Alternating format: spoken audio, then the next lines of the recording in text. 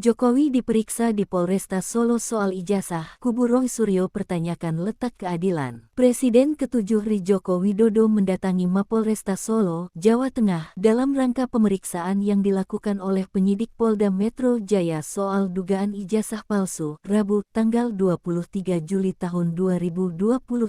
Sebelumnya, Jokowi diperiksa dalam kapasitas sebagai pelapor oleh Subdit Kamnek di tahap penyidikan Ditreskrimum Polda Metro Jaya pada Kamis tanggal 17 Juli tahun 2025 pekan lalu, tetapi dirinya tidak bisa hadir dengan alasan kondisi kesehatan. Jokowi telah melaporkan dugaan pencemaran nama baik atas tudingan ijazah palsu ke Polda Metro Jaya pada tanggal 30 April tahun 2025 lalu dengan 5 terlapor yakni berinisial RS, S, RS, T, dan K. Kuasa hukum Jokowi, Firmanto Laksana, mengatakan bahwa Presiden ke-7 RI menjalani pemeriksaan dengan membawa sejumlah dokumen. Pengacara Roy Suryo, Ahmad Khozinuddin angkat bicara mengenai pemeriksaan Jokowi di Polresta Solo. Menurutnya, polisi bertindak tidak equal saat lapor. Jokowi langsung diterbitkan laporan polisi LP, sedangkan TPUA hanya diterbitkan pengaduan masyarakat Dumas. Saat Roy Suryo dan terlapor lainnya tidak menghadiri undangan klarifikasi yang sifatnya tidak wajib, Humas Polda memframing tidak memenuhi panggilan dan mangkir, ucap Khozinuddin kepada wartawan, Rabu tanggal 23 Juli tahun 2025. Khozinuddin menilai bahwa Jokowi seperti mendapatkan fasilitas spesial dari polisi. Pihaknya mempertanyakan letak keadilan dalam kasus ijazah palsu.